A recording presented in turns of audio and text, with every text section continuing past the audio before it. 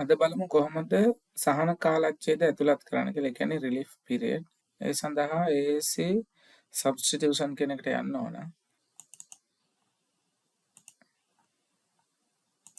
මේකට ආවගෙන් පස්සේ අපිට මුලින්ම කරන්න තියෙන දේ තමයි අපි ටයිම් ටේබල් එක මේකට ඇඩ් කරගන්න ඕනේ. ඒ එතනදී මේ settings කියන මෙනු එකෙන් ටයිම් ටේබල් කියන එකට ගිහිල්ලා මෙතන අපෙන් අහන before you can use the substitution software you have to specify the timetable. timetable එක දෙන්න ඕනේ. එතකොට මෙතනින් අපෙන් අහනවා ඇකඩමික් එක. මේකේ අවසන් එක තියෙන්නේ 2025. අපි එහෙම තියද්දි ඕකේ කරනවා. ඊට මෙතනදී තියෙනවා 2025 9/1 ඉඳලා 2025 26/8/31 දක්වා. මෙතනින් නමක් දෙන්න ඕනේ. ගොඩාක් වෙලාවට අපි ටයිම් ටේබල් මාරු කරනවා නම් මෙතන අපි දිනයක් වගේ දාගත්තා නම් හරි. උදාහරණයක් විදිහට අපි දෙනවා 2026 මැයි 25. තර කවදද ඇඩ් කරේ කියලා අපිට මෙතනින් හොයාගන්න පුළුවන්. ඊට පස්සේ ටයිම් ටේබල් එක මෙතනින් තෝරන්න ඕනේ. from local disk කියන එකට ගිහිල්ලා මම දැන් ඩෙස්ක්ටොප් එකේ මගේ හදපු ටයිම් ටේබල් එක මම තියනවා ඒක දානවා. ඊට පස්සේ අපි ඕකේ කරනවා.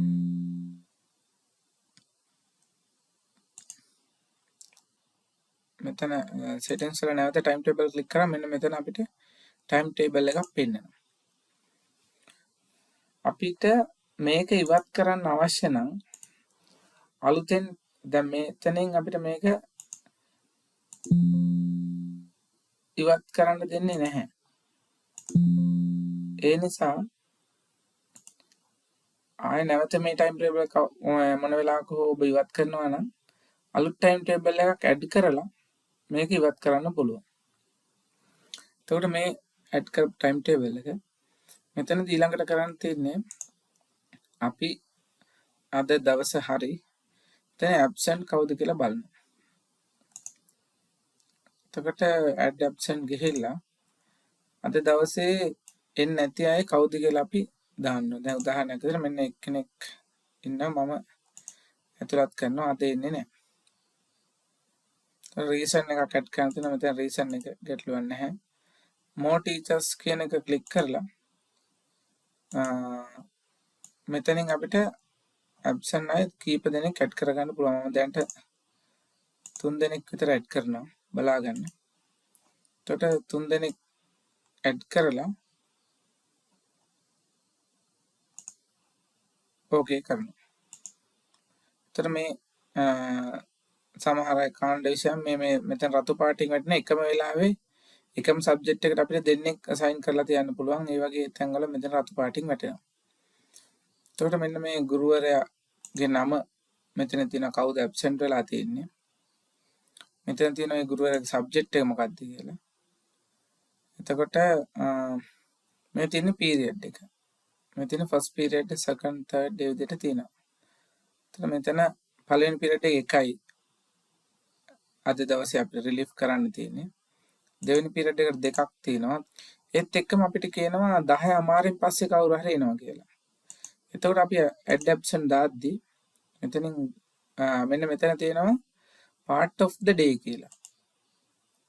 මෙන්න මෙතන. එතකොට මෙතනින් අපි දාන්න ඕනේ මේ තියෙන පීරියඩ් කීවෙනි පීරියඩ් එකේ ඉඳලාද මෙයා ඇබ්සන්ට් වෙන්නේ. 10 අමාරට එනවනම් මෙයා 4 දක්වා ඇබ්සන්ට්. එතකොට එකේ ඉඳලා 4 වෙනි පීරියඩ් එක දක්වා ඇබ්සන්ට් වෙනවා. එතකොට අපි ඕකේ කරනවා. දැන් ගුරුවරයෙක් අපි ඇඩ් කරමු දැන්ට. මෙන්න මේ විදිහට. එතකොට මේ කාලච්ඡේද ටිකත් මෙන්න මෙතනින් අඳුරු පාට වෙලා පේනවා ඇති. පළවෙනි 4 නැහැ.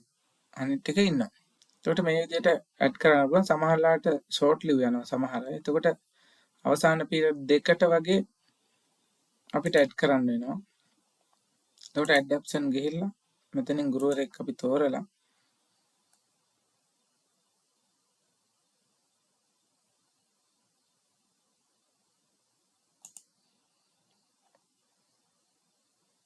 එතෙන්ටත් අපි ගන්න part of the day කියන එක. එතකොට absent වෙන්නේ 7 8.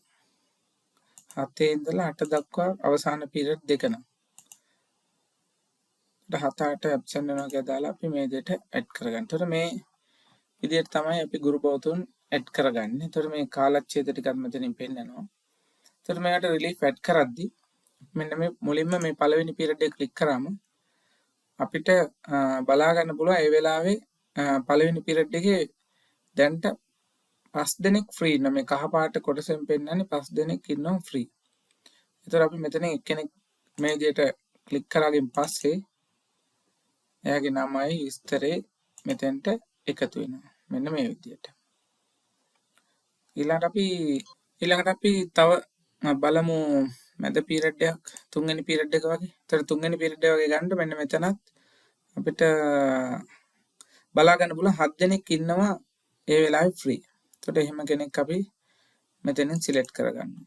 විෂයට ගැලපෙන කෙනා අපිට තෝරගන්න පුළුවන්. දැන් උදාහරණයක් විදියට මෙතන ඉංග්‍රීසි විෂයනේ තියෙන්නේ. එතකොට ඒ සඳහා ඉන්න වෙනත් ඉංග්‍රීසි ගුරුවරයෙක් මෙතනින් තෝරගන්න පුළුවන්. එතකොට free එහෙම කෙනෙක් free නැත්නම් විතරක් වෙන ගුරුවරයෙක් තෝරගන්න පුළුවන්.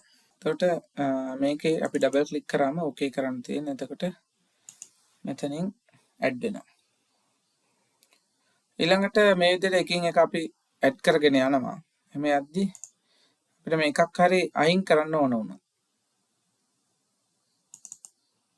එතකොට අපිට මෙතනින් මෙන්න මේ cancel කියන තැනට ටික් එකක් දාලා ඒක okay කරනවා.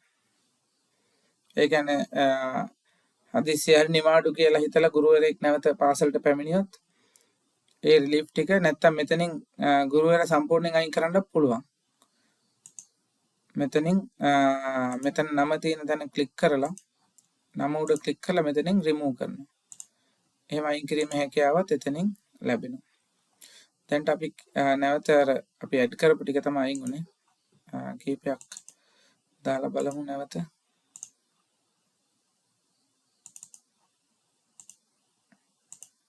ඊළඟට විශේෂයෙන් මතක් කරන්න ඕනේ දැන් බලමු මෙතනදී මේ පීරියඩ් එකට මෙතන ෆ්‍රී ඉන්නවා 8 දෙනෙක්.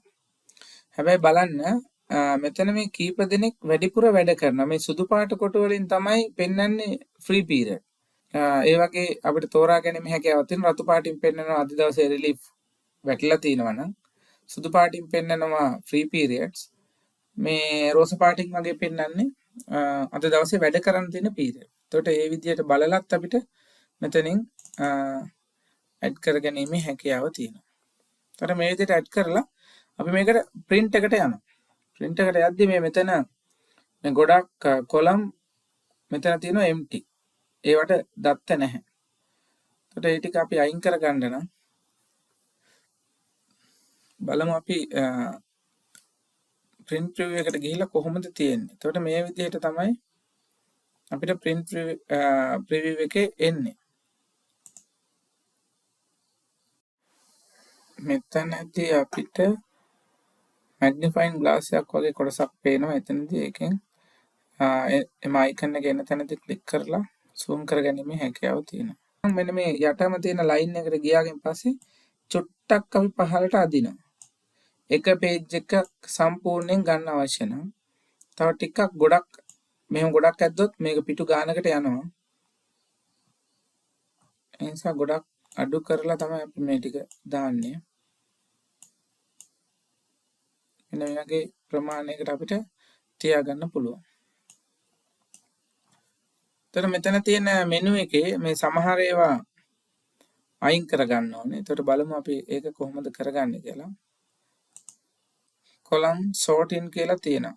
column මෙතන තියෙන column ටික sort කරගන්න තියෙන්නේ. ඒකට ගිහිල්ලා පිට ඕන ටික විතරක් අපි ගන්නවා මෙතනින්. absent කෙනා අපිට ඕනේ. lesson එක ඕනේ. reason එකක් අවශ්‍ය නැහැ. ඒ නිසා මම reason කියන එක මේ පැත්තට තල්ලු කරනවා. subject එක ඕනේ, class එක ඕනේ, type එකක් අවශ්‍ය නැහැ. ඒකත් මේ පැත්තට. ඊට පස්සේ කාවද මෙතෙන්ට යොදලා තියෙන්නේ substitute කෙනෙක් ඕනේ. signature කියන එකත් ඕනේ. ඒතර මෙතනින් අනවශ්‍ය column ටික ඉවත් වෙලා තින්නේ. මේක ඊළඟට print කරගන්න තමයි තියෙන්නේ. මෙතනින් ගිහිල්ලා එක පේජ් එකක් තියෙන නිසා මෙතනින් මම දෙනවා all කියලා දුන්නත් කවන්න නැත්නම් pages කියන එක ගිහිල්ලා 1 to 1 කියලා තෝරලා print එක දෙන්න පුළුවන්.